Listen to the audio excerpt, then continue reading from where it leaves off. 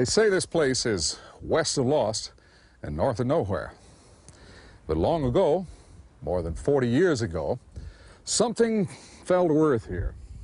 And soon, people from London to Los Angeles had heard about this sheep ranch in the desert northwest of Roswell, New Mexico. It happened in 1947. Today, it is still a mystery, still a question mark. Or is it? Has someone hidden the answer somewhere and kept it secret all these years?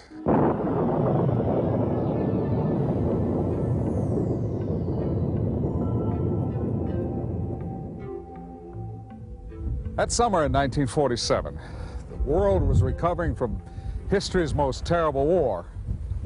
Yet, it would be fair to say that, for Americans at least, things were getting back to normal. Normal. Now, there's an interesting word. In June of 1947, Ken Arnold, a businessman, was piloting his private plane near Washington State's Mount Rainier when he spotted something not normal. Later, he described the 9 objects as a group of discs that skipped across the sky like flying saucers. The newspapers liked that. Flying saucers. The name stuck. And soon it seemed more newspapers were writing about flying saucers, the more people were seeing flying saucers. Here in New Mexico, in June and July of 1947, there were multiple sightings of the discs, or flying saucers, if you will. Maybe they really saw them, maybe not. And even if they did, maybe the lights were just reflections, or something caused by nature, like heat waves or mirages. But if not, if the lights were aircraft, then whose aircraft? And what brought them here? Why New Mexico?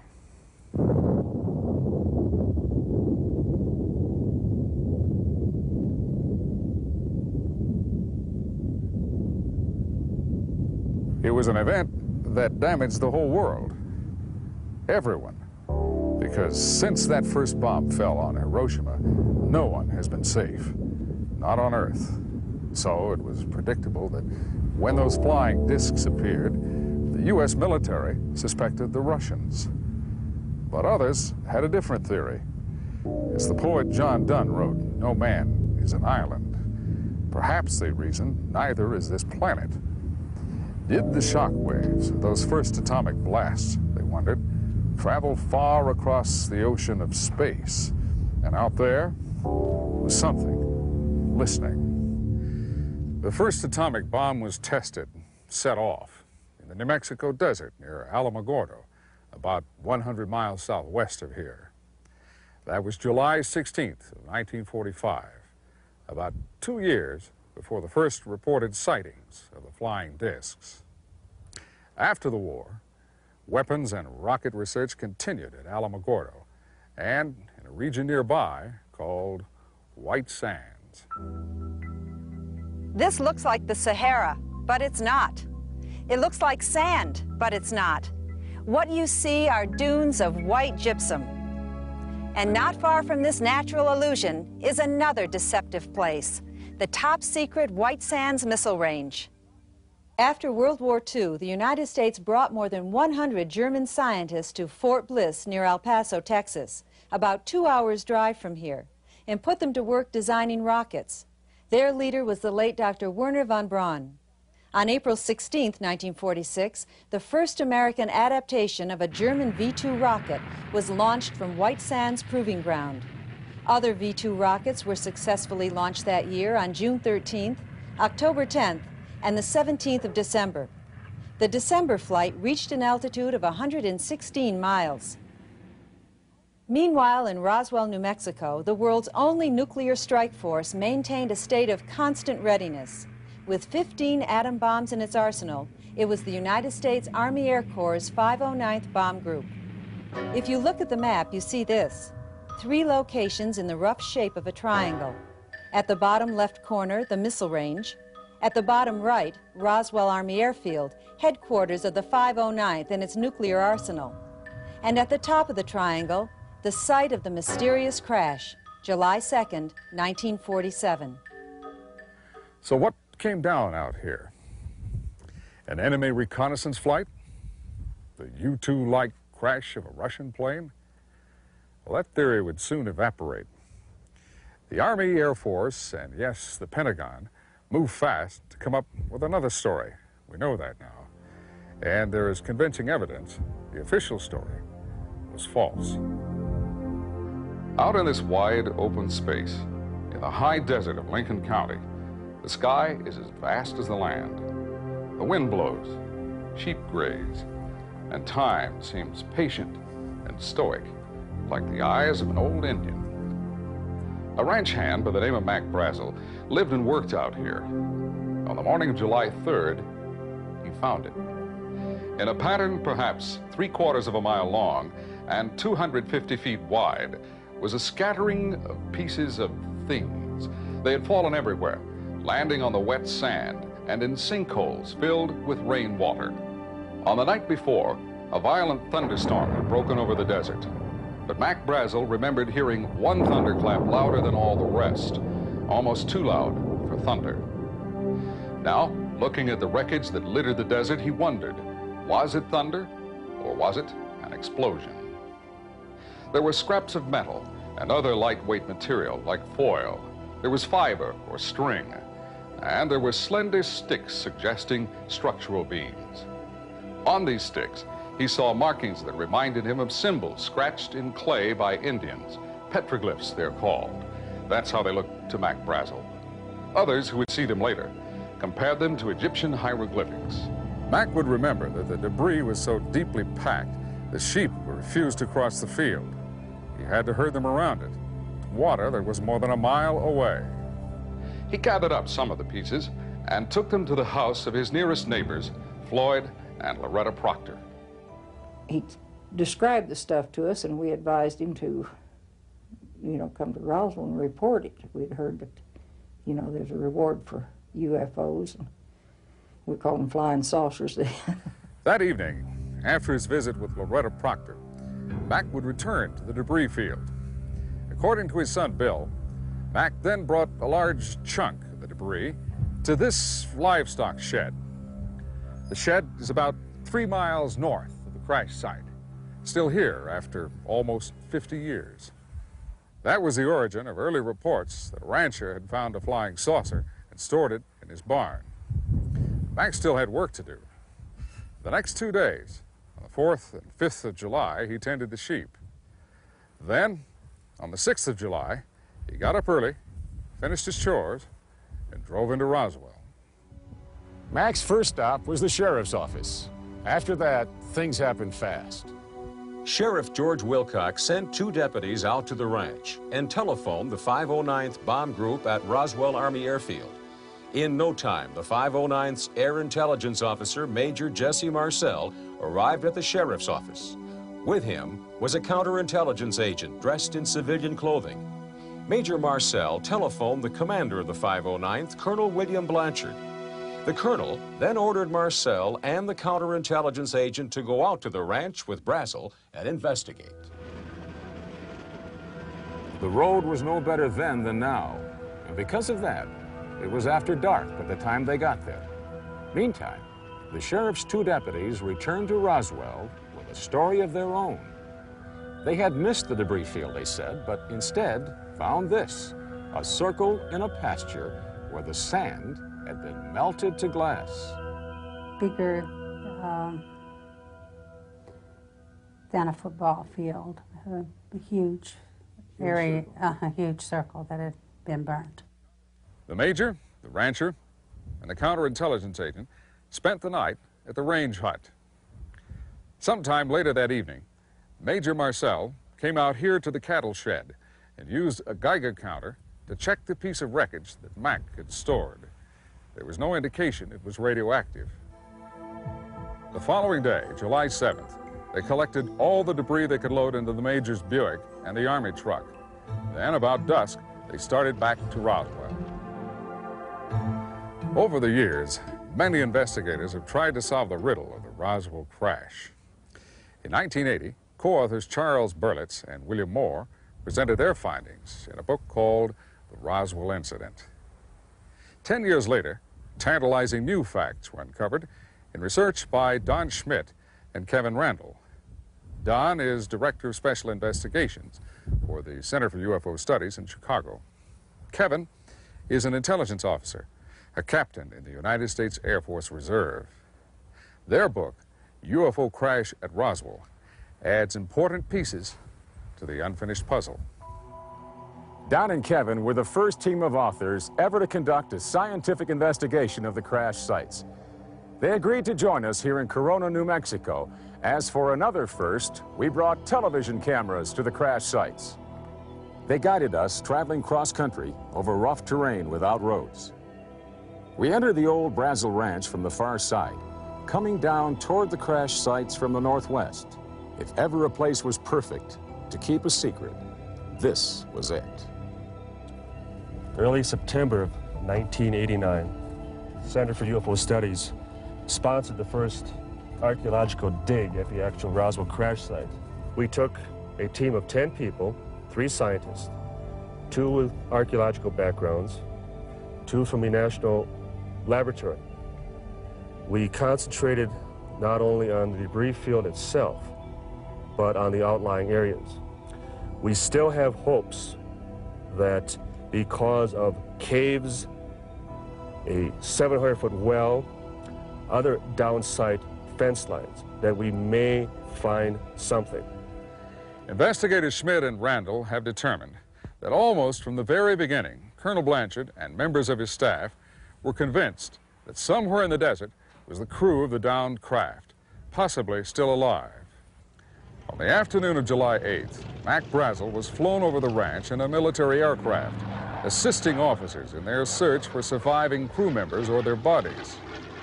As part of his research, Kevin Randall already had retraced that flight. We asked him to go back, this time with one of our cameras aboard.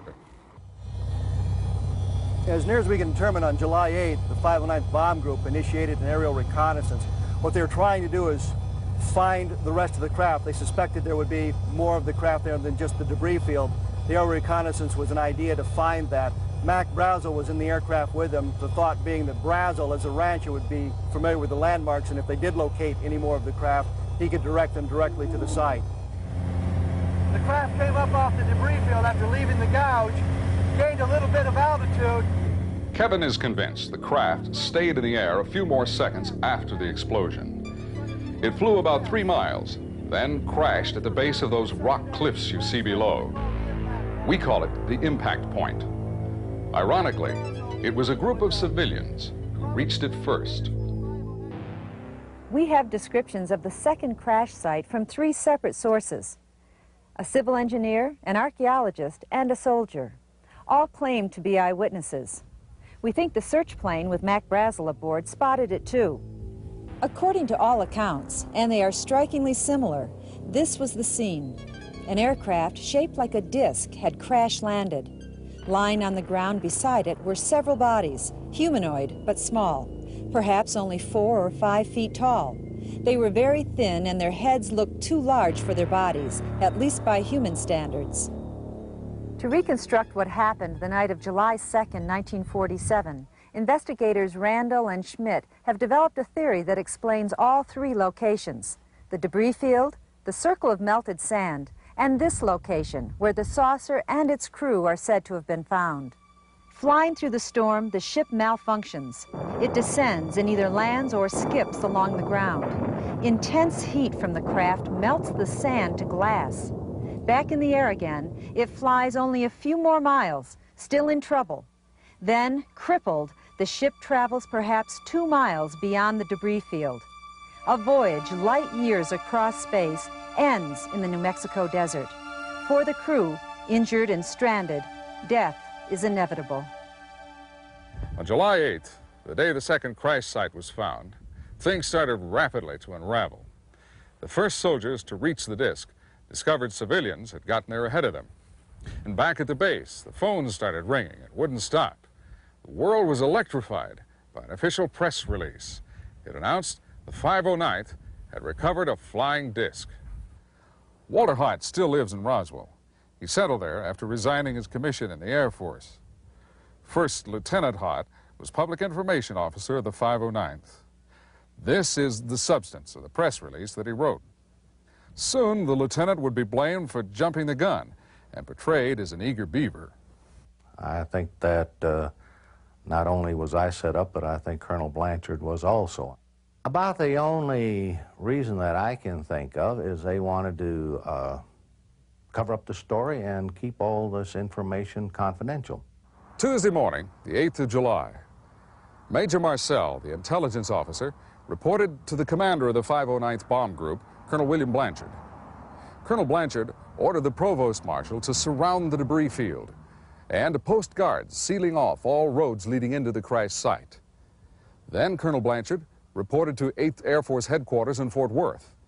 And soon, the Pentagon set a flight with a special team of agents from Washington to Roswell. Later that morning, about 11 o'clock, Lieutenant Hott finished the press release. He would drop off copies at both Roswell's daily newspapers and at both the radio stations in town. Every news bureau subscribes to wire services, like the Associated Press, Reuters, or United Press International. Nowadays, at the Roswell Daily Record, bulletins come in over computers instead of teletype machines. But even in 1947, the word could be flashed from Roswell around the world in minutes. And that's exactly what happened. By noon, July 8th, every telephone line into Roswell, New Mexico was jammed. At the 509th, Colonel Blanchard himself couldn't place an outside call. It was impossible. By 4 o'clock that afternoon, Mac Brazel was back in Roswell after helping out in the air search that found the second crash site. The next thing that happened was a classic military snafu. The Army lost Mac Brazel. But Walt Whitmore, an owner of station KGFL in Roswell, found him. We get more on that from Judd Roberts. But he found him, and he suggested that they go out to Whit's house, which was on the extreme side of Roswell at that time. And we felt that it would give us an opportunity to get some information, which we would like to have had. As someone said one time, you sequestered him or you hid him out, but I'd like more politely to say we offered him a place to stay that night so he could get away from a lot of people with questions. With calls still pouring in from as far away as London and Hong Kong, the Roswell Daily Record hit the street with a front-page banner headline. The newspaper based its story on Lieutenant Hott's press release. But, as we know now, more than 40 years later, the media was about to be sealed off from the facts and spoon-fed an alibi. Army officers found Mac Brazel and put him under house arrest. Hours of intense grilling would follow, and he was subjected to a complete physical examination. Then on July 9th, at radio station KGFL, Walt Whitmore got a special telephone call from Washington. He was ordered not to broadcast his recorded interview with Mac Brazel. The suggestion was made to us that if we wanted to keep our license, we would not use the interview on the air because that would give us about 24 hours to find something else to do beside the radio business. Next, Army officers searched all the radio stations and newspapers in Roswell. They seized all copies of the press release and anything else they could find that pertained to the story. Then, on July 9th, Mac Brazel, escorted by officers, turned up at radio station KGFL with a brand new story, not at all like the one he told Walt Whitmore while in hiding. For centuries, the Indians of New Mexico worshiped the sun, the giver of life, gatekeeper to the vaults of heaven.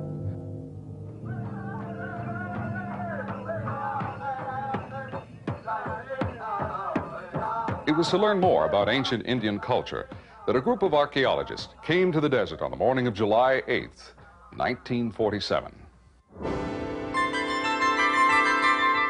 The human factor is important. People won't keep silent forever. But of the handful of witnesses who eventually talked about what they saw here at the second crash site, most are dead now, victims of illness or old age. We can only take note of who they were, how different they were, and yet how they all describe seeing the same things. An aircraft apparently not made on Earth, and creatures who looked as if they had not been born on this planet. Once the military found the second crash site, they moved fast. From the plane, in which he was a passenger, Mac Brazel helped guide the troops on the ground who were closing in. But before the military could get here, a civil engineer surveying for an irrigation project came upon the site by accident. His name was Grady Barnett, by all accounts a no-nonsense fellow. Barnett's close friend, Vern Maltese, remembers Barney telling him about finding the bodies and how he described them. He said, well, I'm going to tell you something that I'm not supposed to divulge. And he come across this object on the ground, which was the shape of a flying saucer, and it hadn't split open. So he jumped out of his pickup and went down there, and there was 4 beings laying on the ground. And they were in a sort of a silver-colored suit, and they were about 3 to 4 feet high. And the suits were rather tight-fitting, and they had covering, except there was no covering on the head or none on the hands. And the shape of the heads of the beings on the ground were hairless with a sort of a pear-shaped head, and the hands were exposed. And they had just barely arrived, and there was an archaeology team that had just come up there about the same, just a little bit after Barney. Then the military come in and surrounded the area, and they called all those people that were there from the archaeology team and Mr. Barnett, and they briefed them that this was not to be divulged to anybody, that they were not to say one word about it and forget they'd ever seen anything. Barnett said he was standing beside the bodies, close enough to touch them, when the group of archaeologists and students arrived. If the story is true, then here is an excellent group of qualified witnesses in possession of material evidence. In other words, here was proof. But what happened? In no time, the military took charge. They covered the bodies. They herded the archaeologists, the students, and the engineer off to one side and made them face in the opposite direction. This was a matter of national security. They were not to talk about it. If any of them did, the government would hear about it, and the government would know how to find them. Soldiers escorted them away from the site and into obscurity. Grady Barnett did tell his boss about the bodies, but the response was ridicule and a common barnyard expletive. After that, Barnett kept most of the details to himself, speaking only to family members and his close friend, Vern Maltese. Barnett died in 1969. The archaeologists and the students dropped out of sight, presumably returning to a large northeastern university. For years, no one knew where to find them. Then in 1975, a woman suffering from cancer made a deathbed statement to a nurse at St. Petersburg Community Hospital in Florida. When I was a nurse on a terminally ill floor, we had a patient who was admitted, and one day I went in to bathe this patient, and she was more alert than she usually was. She was very suspicious acting. She asked me if I could draw the curtain. She wanted to know if there was another patient in the other bed, and I said no, which I was a little surprised because she wasn't so alert. In fact, most things that she did was call out one particular name. So she proceeded to talk to me, and she said there's something that she needs to talk to someone about, that she needed to tell them something. She said, I've held it in a long time. And then she said that a lot of years ago she was out with a bunch of people, and they were, she said, rock hunting. And she kept saying, I wasn't supposed to be there, but I went. And she goes, and then she said, I wish I hadn't. And she said they were out and they were walking around, and they came upon a hill, and they went over the hill. And she said then they saw a large shiny object. And she said it was very large, and they wanted to see more, so they started walking toward it. She said that when they got there, that there was a large round object, and it was sitting on the ground. And she said, and then on the ground was some, she goes, blankets or something. And she said that one of the guys from the expedition, one of the men, walked over and they pulled back the covers.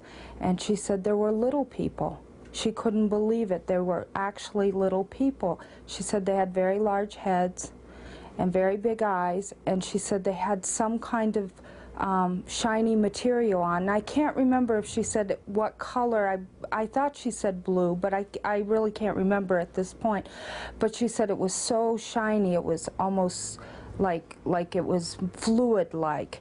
And she said, and then she became very upset, and she goes, but you mustn't tell anybody. She goes, never tell anybody. And at this point, she would just keep looking around the room. She was very paranoid acting, and she said, because they can always find you. And I said to her, I said, who can always find you? She goes, the government can always find you. 2 days after Mac Brazel turned up in Roswell, rumors were spreading like brush fire. The public was led to believe the Pentagon was hopping mad, and a general by the name of Roger Ramey was taking flack. Contrary to popular belief, that was the result of a carefully orchestrated cover story. Ramey was commander of the 8th Air Force in Fort Worth, Texas, higher headquarters of the 509th. Even before the 509th started picking up the pieces and looking for the bodies, 8th Air Force headquarters was on the line to the Pentagon. On the morning of July 8th, that special flight was arranged, sending a team of counterintelligence experts from Washington to Roswell Army Airfield. The general and the Pentagon were about to screw the lid down. Carefully setting up an alibi, General Ramey ordered Colonel Blanchard, the 509th's commander, to send his intelligence officer, Major Marcel, to Fort Worth. Marcel took to the general's office some of the debris packed in a small box. Leaving the box on his desk, the general then led the major into another room, suggesting they look at a map. When they returned, the box had disappeared. In its place was a damaged weather balloon. Next, General Ramey called in the reporters. Just a mistake, he announced. Major Marcel and the 509th Bomb Group had goofed. Besides, the general added, this one was a new kind of balloon. It was case closed by mid-afternoon. But we know now that some of the debris already had been delivered to the general earlier that day. If it were nothing but a weather balloon, why did he say so then and there, defuse the situation, and placate the Pentagon? Dr. Jesse Marcel was 11 years old when his father, Major Marcel, came home with a carload of curious objects one night. Dr. Marcel now lives in Helena, Montana. He remembers that his father woke him up about 2 o'clock in the morning, showing him and his mother the things he found. The thing that set this apart from anything that I had ever seen before or since was the marking zone parts of the wreckage. In the I-beam structural members, there was like a writing of sorts. I remember at the time thinking this was like hieroglyphic, but it wasn't really hieroglyphic, but it was more of geometrical forms and symbols along the inner surface of an I-beam. And they were kind of a metallic purple hue and seemed like they were embossed in the metal itself. And I suppose that is the singular thing that sets us apart from more ordinary debris. I do know it was not a weather balloon or radar target as was proposed by the Air Force. Because I was, even at that young age, I was familiar with things like what a radar target should look like, what a weather balloon certainly would look like. And since they used that as a cover story for this extraordinary debris, I knew that there must be something very unusual about that. And so I have come around to the realization that this was out of this world. In May of 1990, Dr. Marcel agreed to be placed under hypnosis. It was an effort by Don Schmidt and his colleagues to retrieve from the doctor's mind lost memories, to see again clearly the indecipherable symbols on those sticks of debris, the ones that looked like structural beams.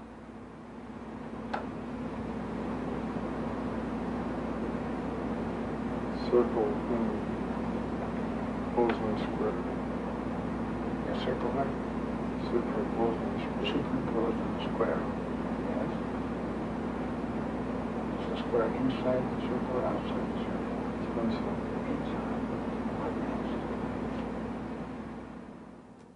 Here at the debris field, while the general was putting out his weather balloon story, teams of men with wheelbarrows were still working. Imagine roadblocks, machine guns, and at least 60 men with trucks to recover a balloon like this.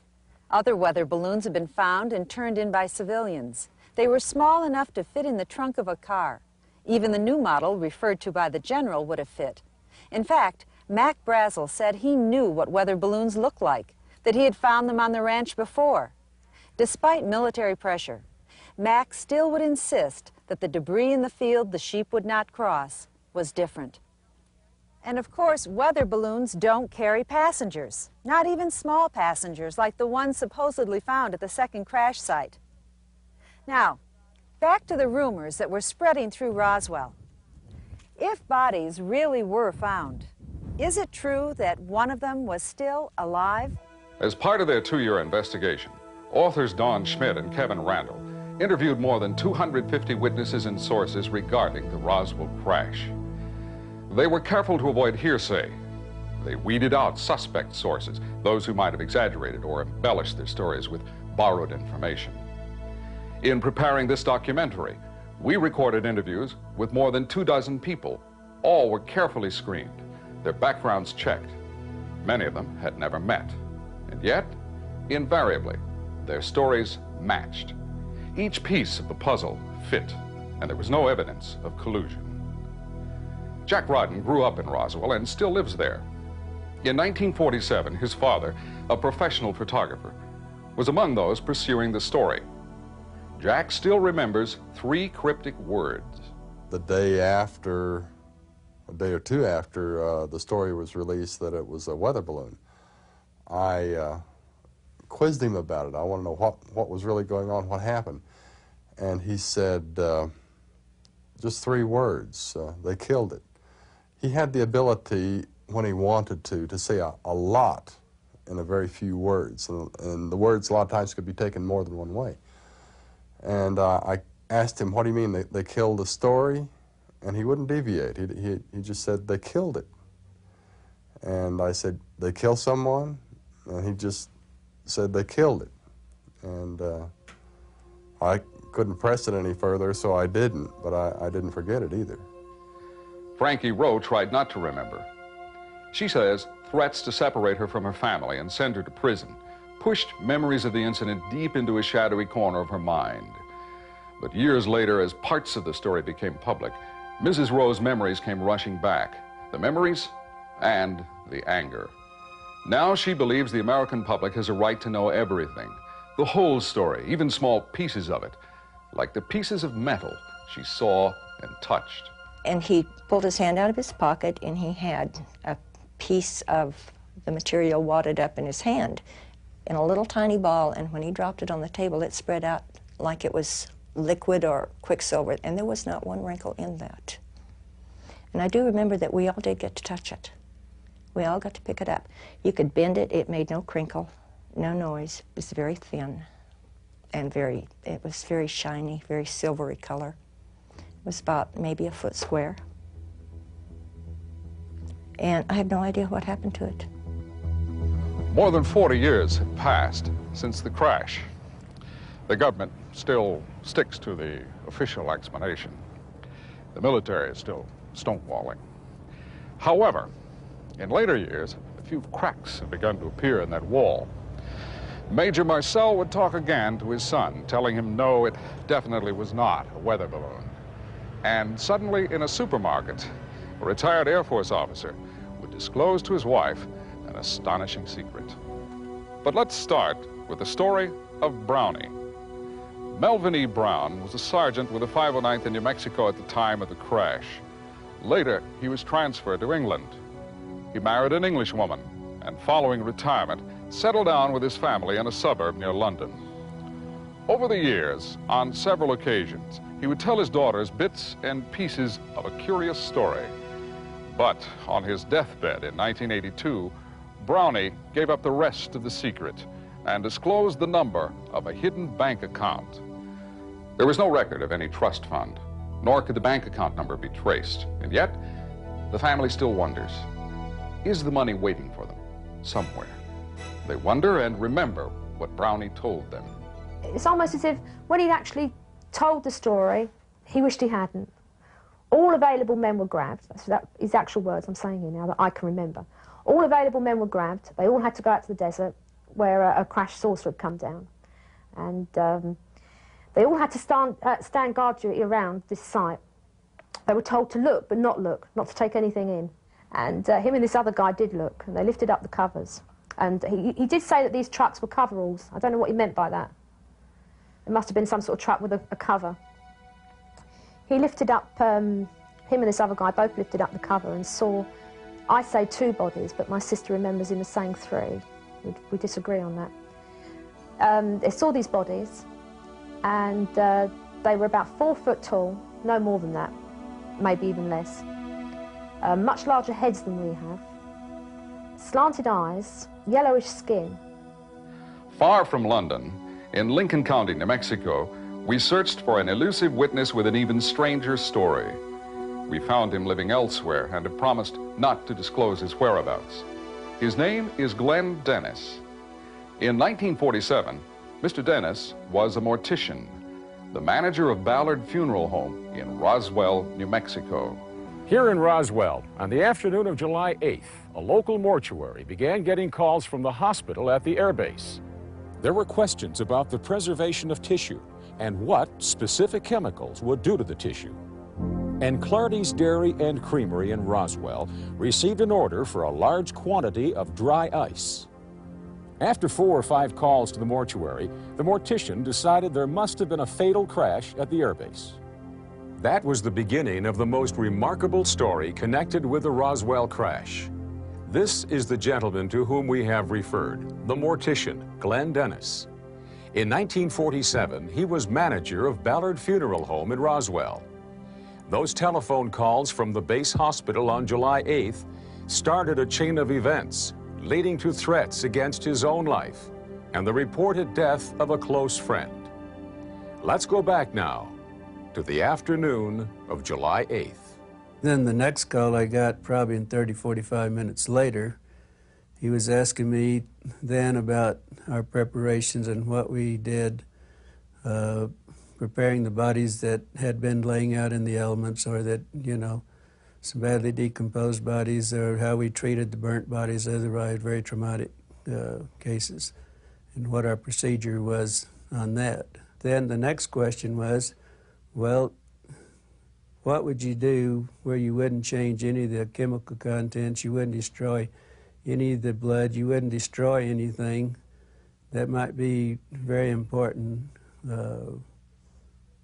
later on, you know, down the road? What would your process and what you do and the chemicals that you use, would that change the blood contents and everything? I knew at the time that there was something that probably happened. I thought maybe it was something that they weren't ready to release, or there might be some VIP or something they didn't want. But I mean, I had no idea what it was. But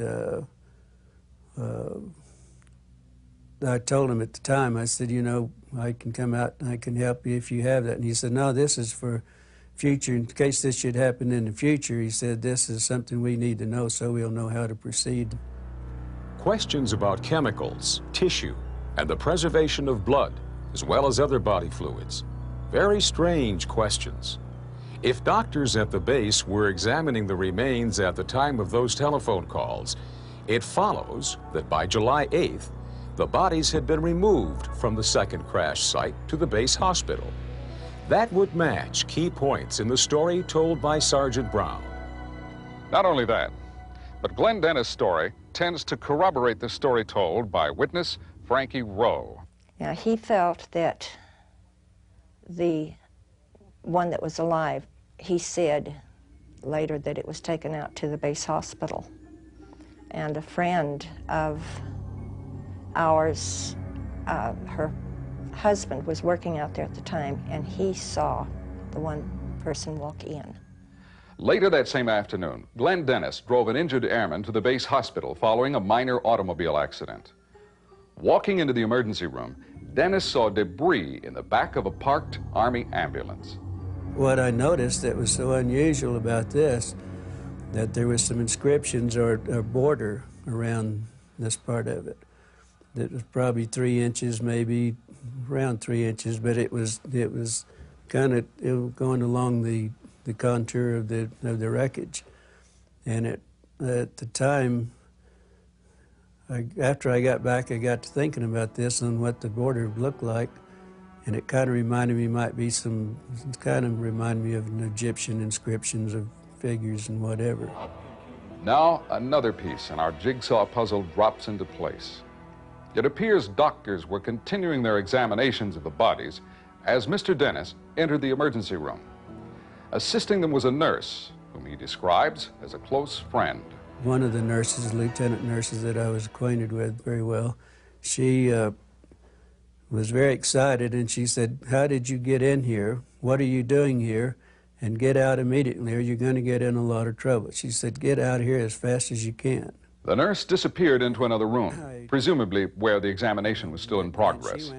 But serious trouble was in store for Glenn Dennis, the result of a chance remark to an officer who stopped him as he was leaving. But I said, "It looks like you've had a crash." I said, "I see some debris in the ambulances there." And that's probably where I really got in trouble right there. And he said, "Well, just a moment." And then he went to the door and he motioned for somebody, and about that time there was 2 MPs that came out. And he said, "Get this man out here, get him out here as fast as you can get him out of here." And then we were starting down the hall, and then there was a man that we heard a voice said, "I'm not through with that SOB yet," said, "Bring him back." Mr. Dennis says suddenly he was rushed into a room where he was confronted by 2 men he had never seen before, an Army sergeant and a captain with red hair. A sharp exchange followed, in which Dennis says both men threatened to kill him. The captain told me, the red-headed captain told me, he said, "There was no crash here, you did not see anything," and he said, "You don't go into town, you don't tell anybody anything that you saw anything or anything else. He said, if you do, you will get in real serious trouble." Well, I was a little agitated because I didn't like the name he called me to start with. And I informed him, I said, "Look, I'm a civilian, you can't do a damn thing to me, and as far as I'm concerned, you can go to hell." And that was the exact words that I told him, and I remember it very clearly. And then the black sergeant, he said, "Oh, don't kid yourself, young man." He said, "Somebody be picking your bones out of the sand." Army Air Force Captain O.W. Henderson kept his mouth shut for a long time. He didn't go public until he learned that some of the others had broken their silence. He was retired by then and living in California. It had been rumored for years that one of the pilots on one of the flights out of Roswell had actually seen the bodies. But the rumor did not become a reality until 1982, when Pappy Henderson finally spoke out. He told his wife, "I've been dying to tell you for years." We were in the grocery store in San Diego, where we had lived for many years, and we were at the checkout stand, and here was a paper, the Globe, I believe it was. Here was all of the story about it. In fact, I still have the papers here. And he said, he took a look, and he said, "I've been wanting to tell you about this for years. I guess if they're putting in the papers now, it's no longer a top secret." And he said, he bought the papers, and we went to the car, and he said, "Read those." And I read the article, and he said, "It's a true story." He said, "Not only did I know about it, but I'm the pilot that took the crashed saucer to Dayton, Ohio." I was astonished, and if it hadn't been Pappy telling me, I probably wouldn't have believed it. But he was very confident, and he was always very truthful and straightforward. So I believed him. But you know, in those days, if you said you'd seen a spacecraft or a flying saucer, you were put in the annals of a nut. So we didn't say much about this. But years before, when people would ask him what he thought about flying saucers, his answer was, "There's something to it." We may never identify and confirm all the witnesses, but let's review the ones we've heard about so far. These are people who claim they saw bodies of humanoid creatures killed in the Roswell crash. We have an Army pilot, a civil engineer, an archaeologist, and a sergeant who peeked under a tarp. Two of our purported witnesses allegedly made deathbed statements. The woman dying of cancer told her story to a nurse at a hospital in Florida. And for the last 4 days of his life, Sergeant Melvin Brown talked about the crash, insisting the bodies were real and the weather balloon story was a lie. What on the earth could he have done that he would have been so worried about on his deathbed? Because he was worried about it. I mean, he was mentioning this place in his sleep and sort of shaking his head and nodding and arguing in his sleep about it and mentioning it. He was worried about it. Whatever it was, he was really worried. And this is what makes me angry. It makes me rather bitter to think that, all right, I don't know, UFOs, alien bodies, I don't know what the truth is. All I know is that if my dad said so, then that's it. He wouldn't have lied. During our investigation of the Roswell crash, we located a witness who claimed to have watched a bright light cross the sky and fall to Earth the night of July 2nd, 1947. His name is William Woody, and he still lives on the same small farm outside Roswell, New Mexico, where, as a boy, he says he and his father watched a burning light slowly flying northwest toward the desert.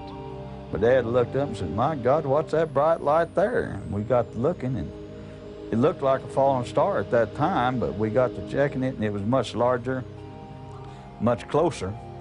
And we looked at the picture of it. Well, it just showed much larger and much closer, and just a large stream of white light with a reddish tail on it. Woody's father drove out to the desert several days later, trying to find the spot where the light came down.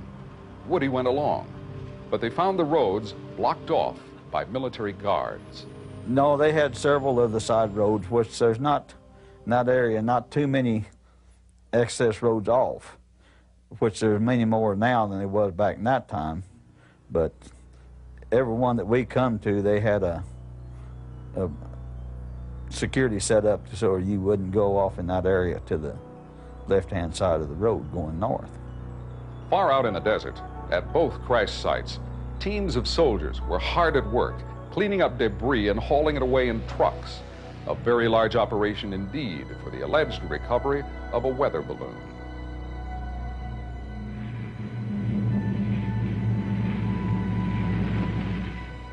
How strange it seems that 9 airplanes and numerous crates and packages marked top secret would be needed to transport what was left of a weather balloon. One flight on the 6th of July moved debris from Roswell to 8th Air Force Headquarters and on to Washington, D.C. July 8th, Roswell to Wright Field near Dayton, Ohio, which is now Wright-Patterson Air Force Base. That same day, a plane arrived in Roswell from Washington. The crew picked up a sealed box containing debris. And another flight was flown from Roswell to Fort Worth, all on the 8th of July. The day after General Ramey's news conference, special flights were still going out. 3 on the 9th of July to Los Alamos. 1 more that day from Roswell to Fort Worth. And on the 10th, a flight departed Wright Field in Ohio for an unknown destination. Apparently, debris was being shipped out from Roswell as rapidly as it could be recovered and brought to the base. But what about the bodies? What happened to them? We can trace the recovery of the bodies from the actual crash site to the base hospital at Roswell. The pathologist, Dr. Johnson, who did the preliminary examination of the bodies, filed a report, a preliminary autopsy report, of which we have no records. In fact, all the records from Roswell went to Washington. No paper trail whatsoever have we been able to uncover from Roswell. Dr. Johnson is now deceased, but in attempting to research his background, Don and Kevin made a startling discovery. All records of the late doctor's military service, indeed most of his career, had vanished.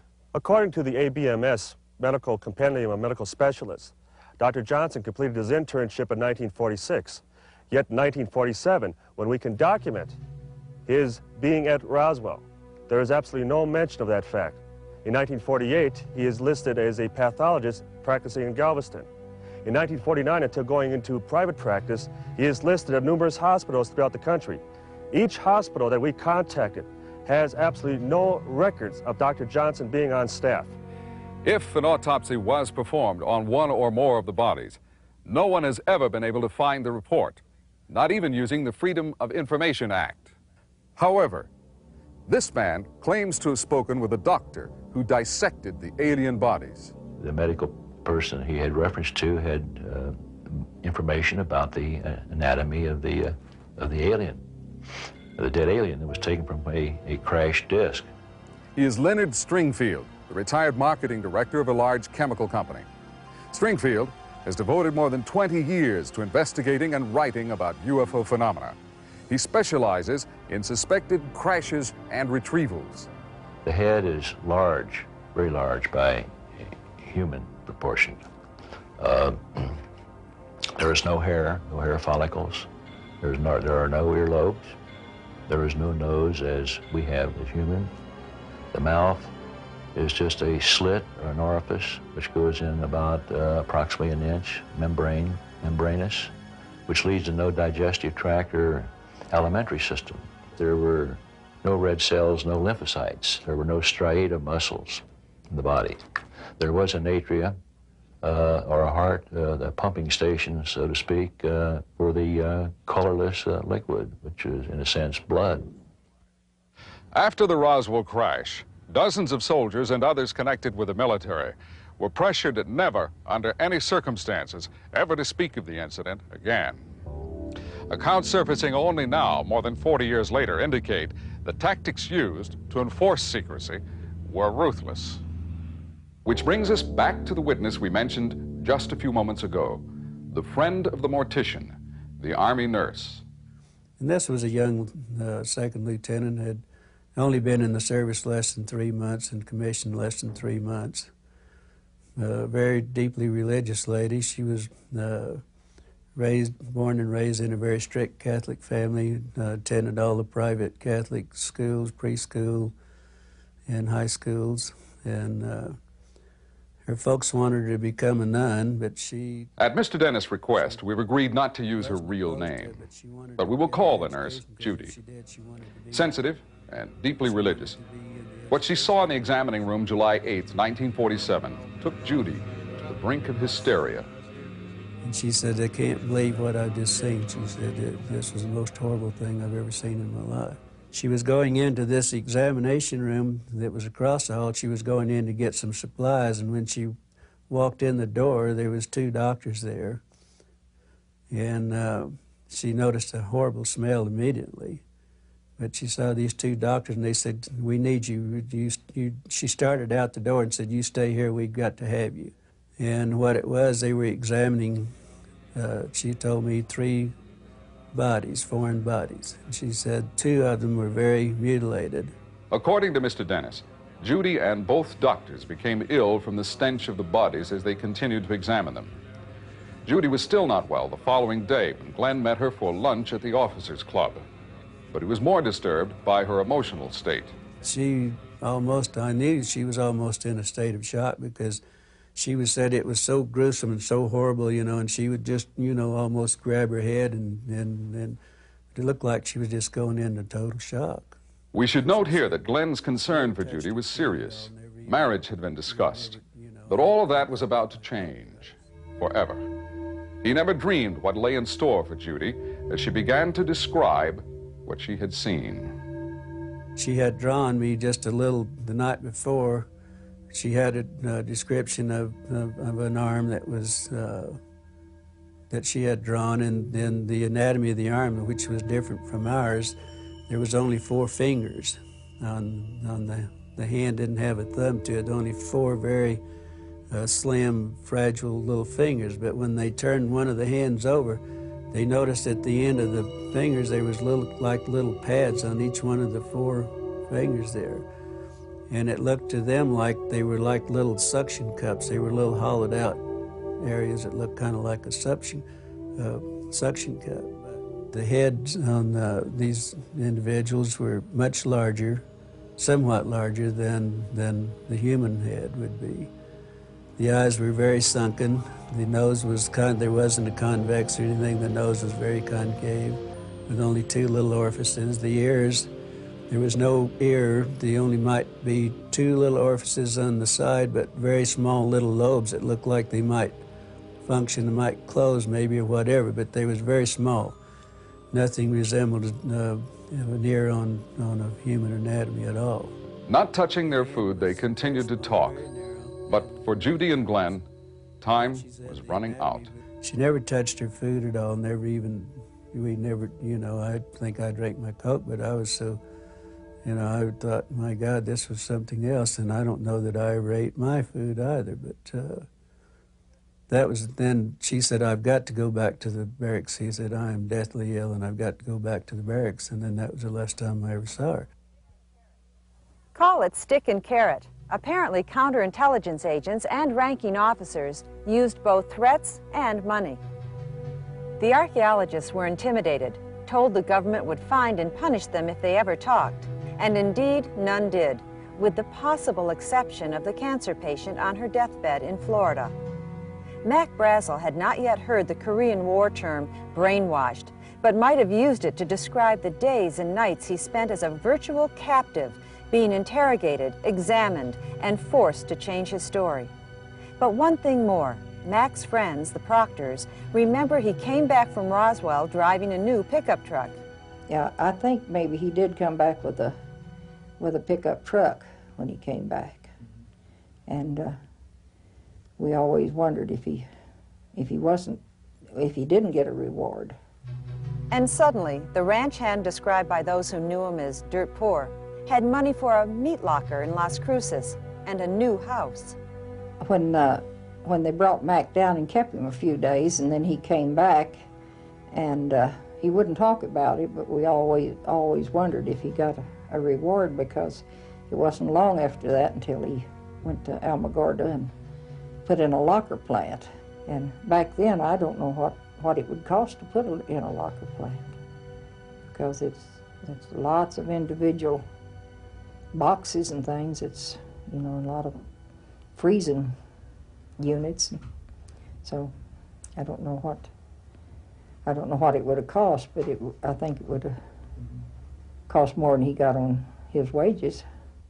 Threats and rewards and continuing surveillance. Mac Brazel's son Bill had his own collection of small pieces of debris until he talked about them at a bar in Corona. The next day, military officers appeared on his doorstep and confiscated the pieces, all of them. The sun has set on many secrets of the old Roswell Army airfield. For example, few people know the bomber that dropped atomic destruction on Hiroshima once was hangared at Roswell. Military security is a fact of life. We have been told not only soldiers, but civilian firemen worked at the crash sites. Apparently, some got the carrot, some got the stick, including Frankie Rowe's father, who remained silent, but angry for the rest of his life. And he was very angry for a long time about that the government could do this, that they could just totally suppress something that actually happened. And he knew that it happened. He had seen them. Confidential military sources told our researchers that more than a dozen military policemen who guarded the crash site were paid $10,000 apiece, a very large carrot in 1947. Which brings us from the New Mexico desert back to London and the family of the late Sergeant Brown. Remember, as he lay dying, Brownie talked about a special bank account. My two brother-in-laws and a close family friend was sitting with him, and he told them that he had a trust fund in a place called Roswell, New Mexico, and that he had a lot of money there, and that he'd done something hush-hush for Uncle Sam. And they all made fun of him. They all started saying, oh, Brownie, what did you do, rob a bank or something? At which point he changed his tune completely and got most angry and said, I've never done a thing wrong for my country. He said, I want you to find this money, and I want you to get it for Mum. But the money was never found. Sergeant Brown's wife, Ada, insists he was not the kind of man to make up stories. And she remembers that in those final days, his mind was clear. My husband really knew that he was going to die because he said all his goodbyes. He said his goodbye to me, and he said his goodbye to his kids. And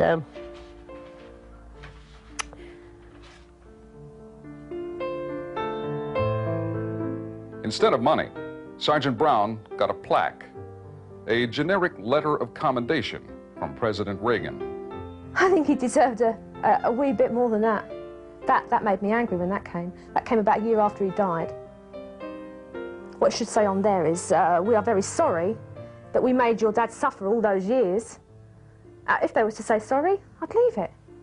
Be fine. But that's what I want. I want them to say, yes, it did happen. I'm sorry your dad had to carry that secret all those years. I'm sorry he couldn't die in peace. I'm sorry he had to be laying in bed dying and trying to relate a story that he was, even while he was dying, he was too scared to talk about something that happened at this place in Roswell, New Mexico. And what makes me even more angrier is when you get somebody like Philip Klass on television talking about a weather balloon. What, do they think my dad was crazy?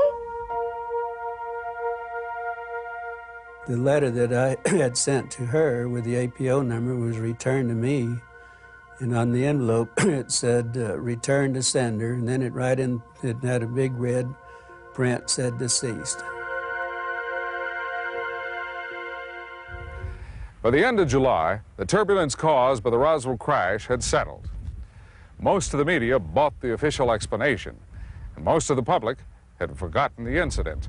It was nothing but a weather balloon. Or was it? If you don't think this looks like a flying saucer, would you believe a meteorite? Apparently the government did, because next they sent an expert on meteorites to investigate. They sent him to this area, about 5 miles from the debris field, to look at that circle in the pasture where the sand had been melted to glass. Dr. Lincoln La Paz of the University of New Mexico was a noted authority on meteorites and their recovery. He had worked on dozens of top-secret assignments, including the Manhattan Project. About 2 months after the crash, Dr. Lincoln La Paz was asked to calculate the speed and trajectory of whatever it was that came down out here. La Paz had not been told about the alleged recovery of bodies. After investigating, he concluded not a meteorite, but an aircraft had struck the ground. Given the heat and the speed, the doctor couldn't believe it came from Earth. He was convinced it must have been an unoccupied probe from another planet. The key word is convinced. 1 year later, Dr. La Paz had not changed his mind. This from former counterintelligence agent Louis Rickett, who remembered a conversation with La Paz in September of 1948. If all the government recovered was a weather balloon, why was it still investigating the crash 2 months later? Except for being torn, the weather balloon displayed by the general was virtually intact. Yet pieces of something were scattered 3/4 of a mile across the desert. Pieces of what?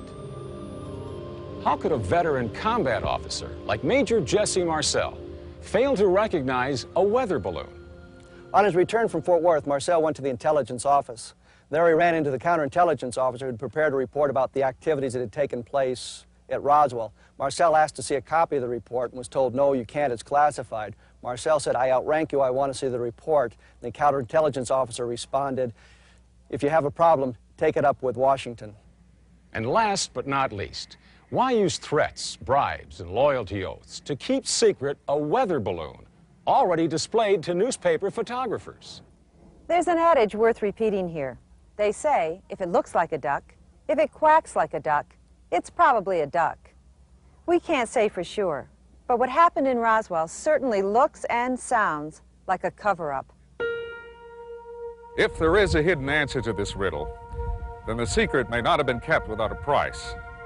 There is the matter of 3 lives and the curious circumstances under which those lives were lost.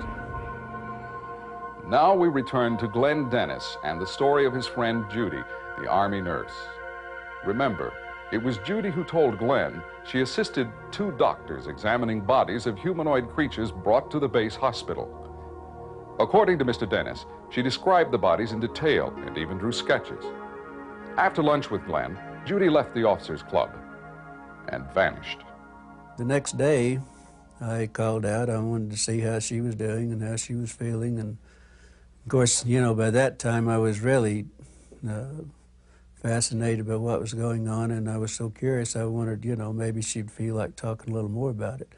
But I was really concerned on what was happening to her. And they told me that she wasn't working, that she was unavailable that day. And so the next day I made the call again. I made 2 or 3 calls the next day. And it was also, she was still unavailable. Then the third day I called and they said that she'd been transferred out. And they didn't know where, but she was no longer there at the air base. Transferred without a word, no goodbyes, and no explanations. Judy was a second lieutenant with less than 4 months at Roswell, her first duty assignment.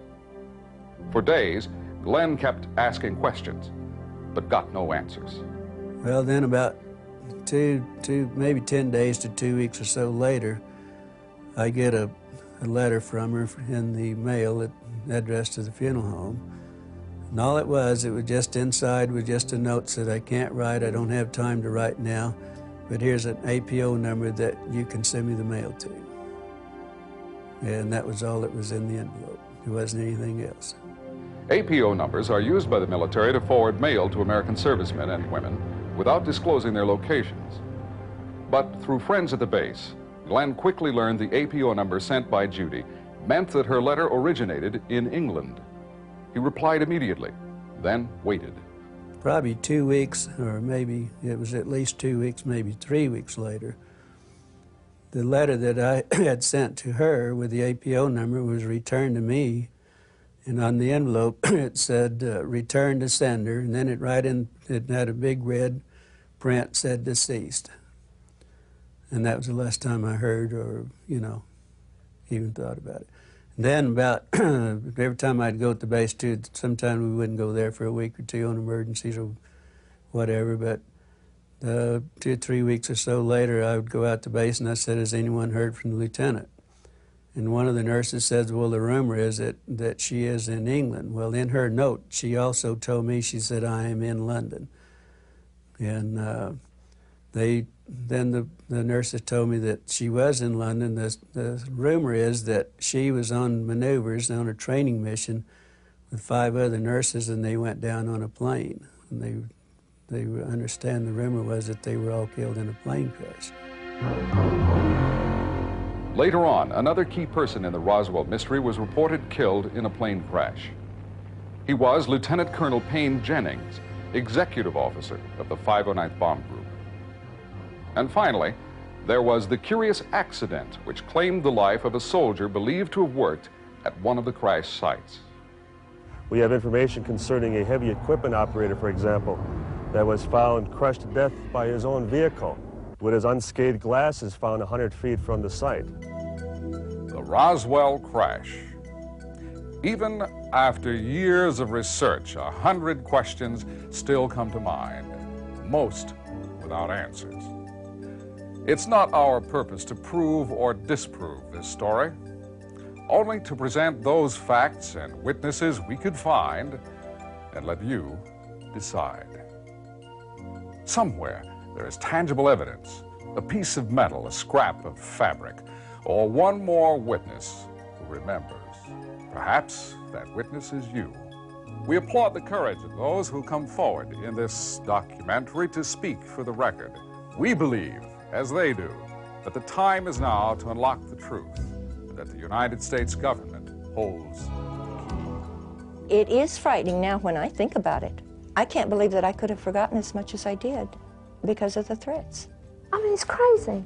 But yeah, I'm bitter, all right. I'm angry. I don't give monkeys about the bodies and I mean, what I want to find out is why. All right, they must have had a good reason, obviously, for doing it. But I don't know. I can't see that it is that important anymore, that it has to be covered up. You know, I think it's time they wash your linen, at least give the people an explanation of why we shouldn't talk about it in the first place, if it was a national security item or I mean, you know, just the reason why everyone should keep this and why they should keep covering it up. I think they owe the American people an explanation why this happened. I mean, why they're not doing this. And let us know, and then the people know to either keep their mouth shut or go on their way. After almost 50 years, there is still no change in the official story. But whether a spaceship did or did not crash in New Mexico, one thing is perfectly clear. Details of the incident have been wrapped for decades in layer upon layer of secrecy, which raises the most tantalizing question of all. Why? Would proof of intelligent life on another planet destroy this civilization, wreck the edifice of science, and undermine religion? Is that what they fear? Centuries ago, those same fears motivated enemies of Copernicus and Galileo, who revealed a simple truth every schoolboy knows today, that the sun is the center of our solar system and Earth revolves around it. Or is there something more?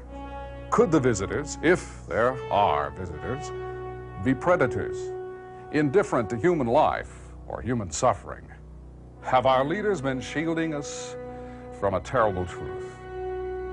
Even so, what has all the secret-keeping bought us? A few decades of false complacency?